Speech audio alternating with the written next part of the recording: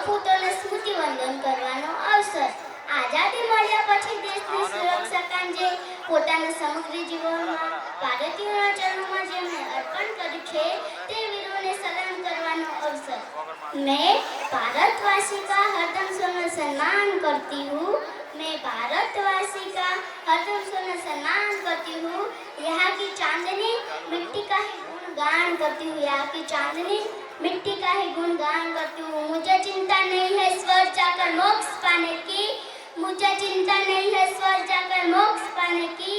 तिरंगा हो कफन मेरा बस वही हो अरमान रखती हूँ. મિત્રો, વાત આવી દેશ માટે. આપણે દેશ માટે શું કરી શકીએ છીએ?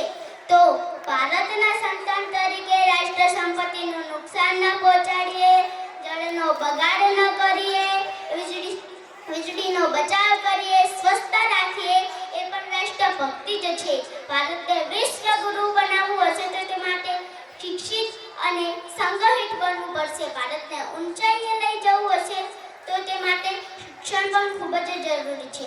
સ્વામી વિવેકાનંદે કહ્યું હતું કે 21મી સદી એટલે જ્ઞાનની સદી. આપણા જ્ઞાનના બળે વતન